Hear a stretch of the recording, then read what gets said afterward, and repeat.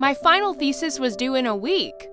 With a sweet smile, my sister then violently threw my laptop to the floor. Your thesis? What does it matter to anyone? She sneered. Silence filled the room, broken only when my mother laughed, waving her hand. Dismissively, my mother uttered, "Oh, sweetie, you're just too sensitive." Over his drink, my dad chuckled, remarking perhaps she wasn't destined to graduate after all. Such was our dinner, such was my family. More than mere metal and glass, that laptop represented months of diligent research, countless hours funded by my 3 jobs. It was, in essence, my entire future. No scream escaped me, no tears fell. I simply gazed at the shattered display, hearing only the laughter of my family. They found it humorous. They assumed I would take no action. They were utterly unaware of what my next move would be. My name is Aurora James. At 24, I was a final year graduate student in cultural anthropology, and the first person in my family to ever pursue a master's degree. No one in my household celebrated this achievement. While most of my classmates spent their breaks traveling or resting, I worked back-to-back shifts at the campus cafe and a local bookstore just to make ends meet. Rent, groceries, textbooks, all these expenses fell solely on me. I couldn't afford. Cloud backups, every draft, every citation, every field note I had collected over the past year resided entirely on that single, worn laptop. Yet, I was immensely proud to have progressed so far. Proud that, despite the commotion at home, the relentless criticism, and the unspoken conflicts at the dinner table, I had forged something uniquely my own. My older sister, Camille, never forgave me for that. Camille was the favored one, charming and rebellious in a way my parents found spirited. She had dropped out of college after just 1 semester, but still lived like royalty in our home. New clothes, a car, vacations, never earned, always bestowed upon her. Meanwhile, I was washing dishes and reviewing ethnographic theory during my short breaks. She frequently ridiculed me, calling me library mouse, professor wannabe, or try hard. I paid her no mind. I had more significant concerns than came that particular dinner. I had just returned from a night shift, my eyes blurry and my fingers cramped from typing. I brought my laptop to the table with me, hoping to squeeze in a few edits between bites. Camille's eyes narrowed the moment she saw it. "Are you bringing that thing to dinner now?" she scoffed. "I need to revise my abstract," I quietly explained. "Submission is next week." She rolled her eyes. "God, you're so utterly boring." As if anyone cares about your trivial cultural thesis, I offered no reply. And perhaps that silence was my error, because with an exaggerated laugh, Camille rose, reached across the table, and before I could react, she seized the laptop. I froze. Then came the sound, crack, metal struck tile, the screen fractured like glass, the keyboard detached, the hard drive emitted a sickening clunk. Camille smirked. Oops. For a second, no one moved. Then my mother chuckled. Aurora, you really need to toughen up. You're so overly dramatic. My father, still chewing his steak, simply raised an eyebrow. Maybe this is a sign. Perhaps you weren't meant to graduate. I stared at them. No one offered an apology. No one even seemed remorseful, and in that moment, I realized this was more than just a broken laptop. This was them shattering the only bridge I had left. I uttered not a single word, not when my mom laughed, not when my dad made that casual joke. Not even when Camille winked and declared, "Guess she finally stopped acting like she's better than us." I just sat there, gazing at the wreckage of my future on the floor. There was no scream, no dramatic breakdown, just silence. But deep inside me, something cracked, just like the screen did. Only it didn't stop at the edges, it fractured straight. Through my very core, I quietly excused myself, carried the shattered pieces upstairs as if I were burying a body, and closed the door behind me. That night, I lay awake on the mattress on my bedroom floor, staring at the ceiling, while my family watched TV downstairs, laughing as if nothing had occurred. No one knocked on my door, no one inquired if I was all right. No one even mentioned the fact that my entire thesis months of fieldwork, interviews, and analysis was gone. I opened my email on my phone, staring at the final submission deadline. 7 days, the subject line read like a countdown to my own erasure. The pain wasn't merely about the lost dater. It was about how utterly disposable I was to them. To Camille, I represented a threat to her position as the center of attention. To my parents, I was the child who made them feel inadequate, a constant reminder of what they neither understood nor cared to value: books, theories, academic babble. They never perceived it as genuine work. I recalled my dad once telling a neighbor at a barbecue, "Aurora, she reads too much. We're just hoping she gets it out of her system soon." They didn't just laugh at my pain. They laughed because it was mine. That realization struck harder than any betrayal I had ever experienced. I could have wept, but I did not. Instead, I opened a drawer, retrieved an old flash drive, and began sifting through my memory, attempting to recall what I had saved, what I had printed, what scraps I could possibly salvage. I had 7 days not only to reconstruct my thesis, but to rewrite the narrative they had assigned to me, the fragile little girl who couldn't take a joke, the dramatic one, the too sensitive one. They presumed I would disappear quietly. They had no idea I was only just beginning. By sunrise, my plan was formulated. It wasn't elegant. It wasn't foolproof, but it was definitively mine. I dressed in the same jeans I'd worn all week, pulled my curls back, and walked to campus before the library even opened its doors. I waited on the stone steps, clutching a flash drive, a legal pad, and the last printed copy of my abstract as if they were sacred artifacts. The moment the doors unlocked, I slipped inside, claimed a corner computer in the back row, and opened a blank document. Everything I had painstakingly built was gone. But that did not mean I couldn't start anew. I emailed my thesis advisor, pleading for a 1-week extension. I explained what had transpired without naming names. To his credit, he responded within the hour, "Aurora, I've witnessed your work ethic all semester. You've certainly earned a little grace. New deadline next Friday. Keep me posted." I exhaled for the first time since the crash. Then I set to work. No distractions, no scrolling, no social media, just coffee, Google Docs, and sheer force of will. I meticulously recreated field notes from memory. I re-downloaded academic articles through JSTOR. I painstakingly traced back interview summaries from old email threads and voice memos saved on my forgotten phone. When the library closed, I relocated to the 24-hour student center. I typed through the entire night, occasionally nodding off on the keyboard and jolting awake with drool on my sleeve. By day 3, my fingers were practically numb. By day 4, I began hallucinating my citations, but I refused to stop. Every time the thought of quitting crossed my mind, I recalled Camille's condescending voice, "Your thesis, who cares?" Every time my shoulders ached from hunching over the keyboard, I heard my mom's laughter, light and dismissive, as if my pain were merely a punchline. And when exhaustion threatened to overwhelm me, I reminded myself of my initial purpose. This was more than just a paper, it was undeniable proof. Proof that I possessed something significant to say. Proof that I mattered, even when they pretended I didn't. Proof that no one, not even my own family, could erase me without a fight. Each page I retrieved was not simply research, it was a reclaiming of my very self.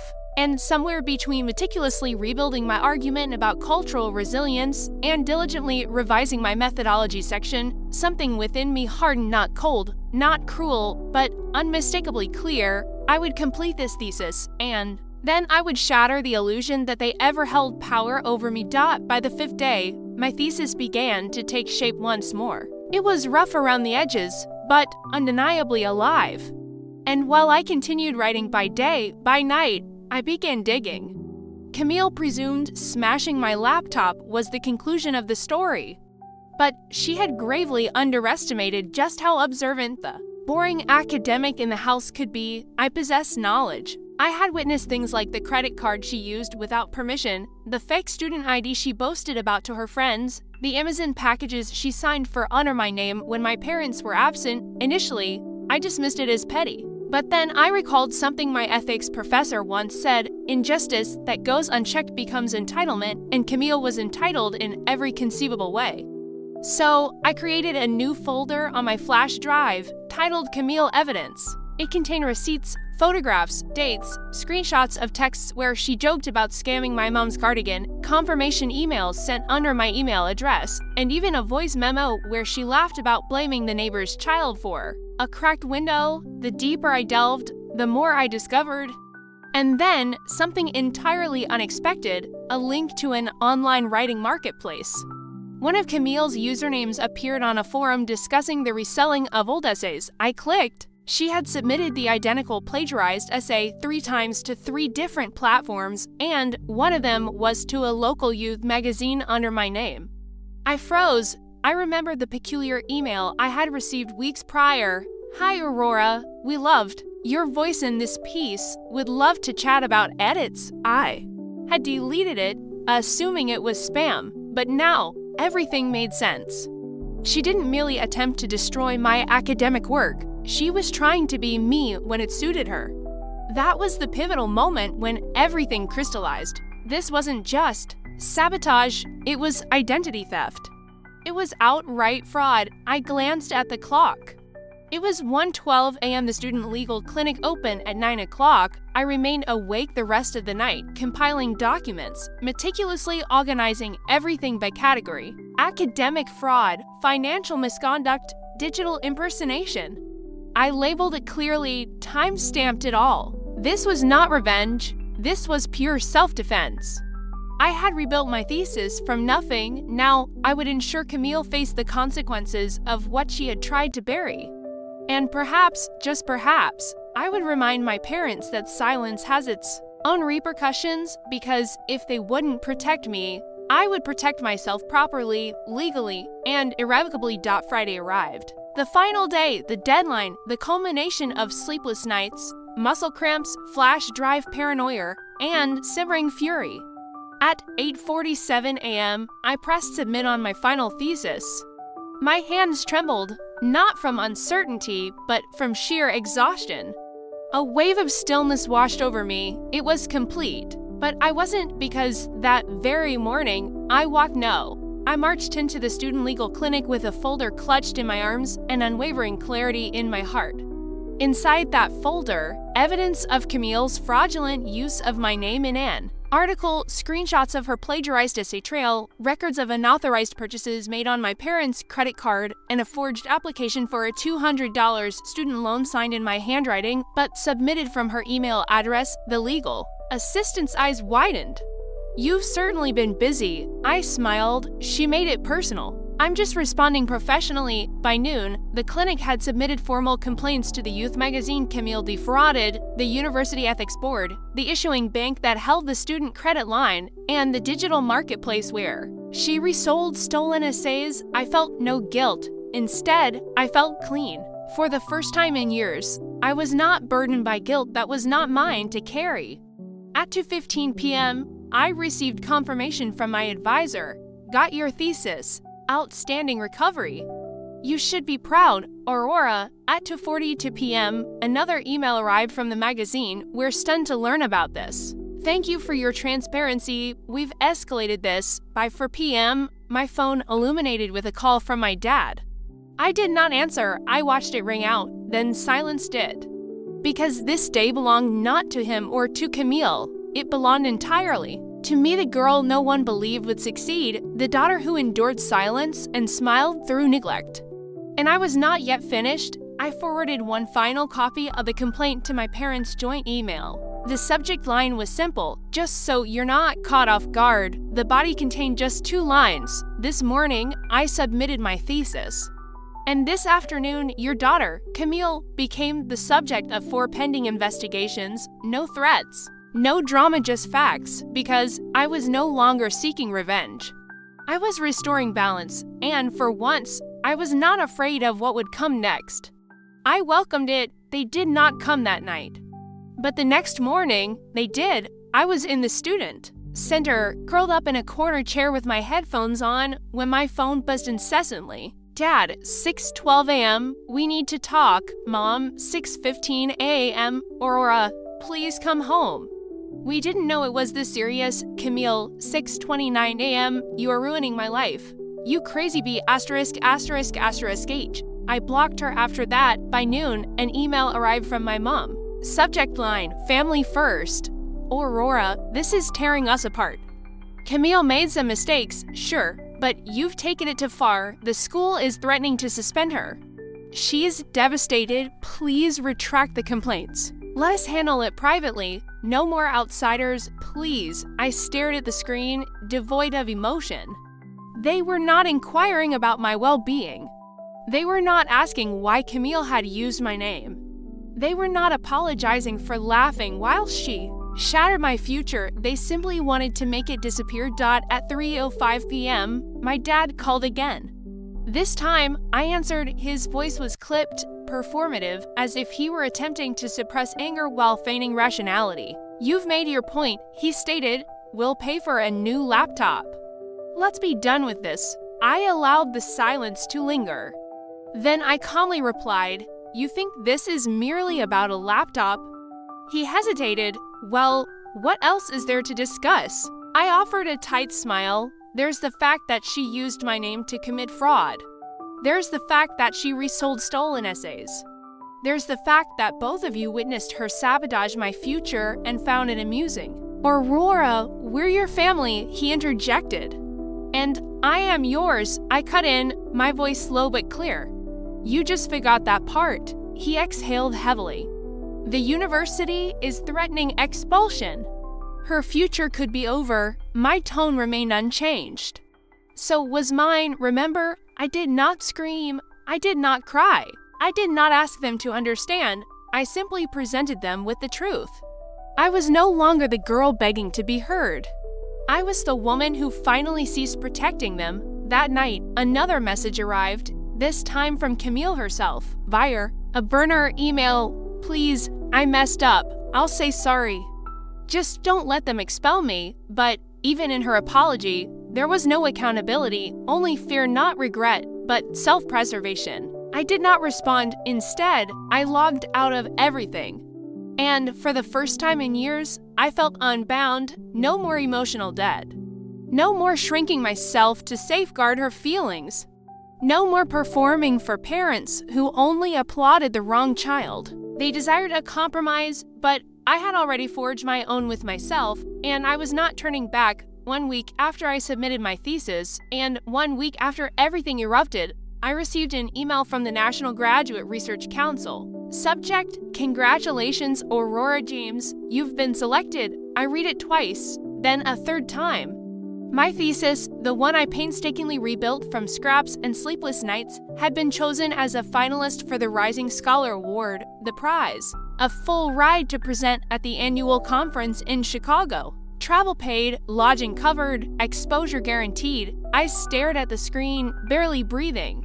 Me, the girl they deemed too sensitive, the daughter they dismissed. The sister they mocked. I told no one, not my family, not even my closest classmates. I simply packed my one-pressed blazer, the only pair of heels I owned, and boarded the flight with my shoulders straight and my head held high. Chicago was utterly unlike home. It was cold, clear, and vibrated with an energy that did not demand apologies for ambition.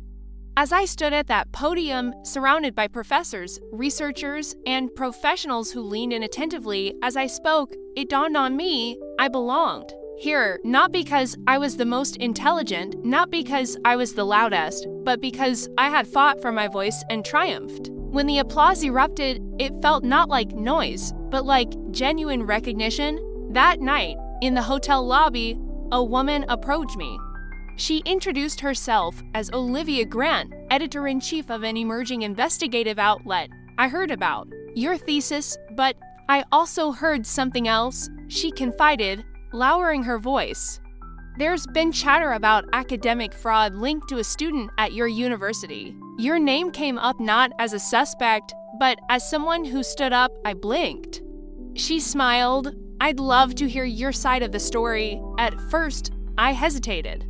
I had lived in silence for so long, I was uncertain if I could trust what speaking up might bring, but then I remembered something. Silence had protected them, speaking would protect others. So I told her, not with fury, not with vengeance, but with pure truth, how my sister had smashed my laptop and smiled. How my parents had laughed while my future shattered. How I had painstakingly rebuilt what they tried to destroy and refused to disappear. The article went live 5 days later. Scapegoat to scholar. One woman's fight against toxic silence. It went viral within hours. Professors I didn't know shared it. Former neighbors emailed. Even a high school teacher I barely remembered messaged me. We always knew you were the strong one. For the first time in my life, my story was not being erased. It was being seen, and that visibility was not a mere spotlight. It was a sunrise. 3 months later, I stood at the front gate of the newly acquired Rosewood estate, clutching a clipboard and a keycard. The think tank I now worked for had purchased the historic property, once a private estate, now converted into an innovation retreat for leadership workshops and cultural residencies. And ironically enough, it used to be where my family hosted our annual Carter reunions. Every 4th of July, we would gather on these very lawns. Camille would pose in sundresses. Dad would grill as if he were hosting a Food Network show. Mom would sip lemonade and gossip about whose child had amounted to nothing. That same gate now opened only with my approval. That same estate now bore my name on its contact list. And that morning, my assistant forwarded a request. Hello, we'd like to book Rosewood for the Carter family reunion, same time as every year. Hope the new management can accommodate. They were unaware, but I knew. So I replied not as Aurora the daughter, or the sister, or the scapegoat. I replied as the gatekeeper. Thank you for your inquiry. As per new policy, bookings involving individuals with unresolved legal actions or a history of documented abuse will be declined. We wish you the best in finding an alternative venue. No rage, no theatrics, just a gate closed firmly. Finally, but it wasn't quite over. 1 week later, as I prepared the property for our summer retreat, a familiar car pulled up. It was them. My parents stepped out slowly, like individuals approaching sacred ground they never imagined they'd be barred from. They didn't recognize me. At first, not in the white linen suit, not with the program director by my side, not with such confidence radiating from my spine. But when they did, my mother's lips trembled, my father's face flattened. Aurora, my mom uttered, stepping forward. We didn't know it was you. I raised one hand, calm, unshaking. You did, I stated. You just didn't think I'd ever own anything. You couldn't control. My dad swallowed hard. We ... we didn't mean to hurt you. I tilted my head. Then why did you laugh when she did? They had no reply. Just hollow eyes reflecting regret, or perhaps merely inconvenience. Mom tried again. Could we still use the grounds, just this once, for family? I smiled, soft, controlled, final. There's a lovely public park 2 towns over, I suggested. You'll find it less intimidating. I turned before they could speak again because I didn't need their guilt. I didn't need their praise, and I absolutely did not need to reopen doors. They had sealed shut years ago with their laughter and their silence. As I walked back toward the manor, keycard in hand, I heard nothing behind me. No footsteps, no pleading, only the wind. And for the first time in my life, that silence, it didn't hurt, it healed. Because in the end, I was no longer the broken girl with a shattered laptop.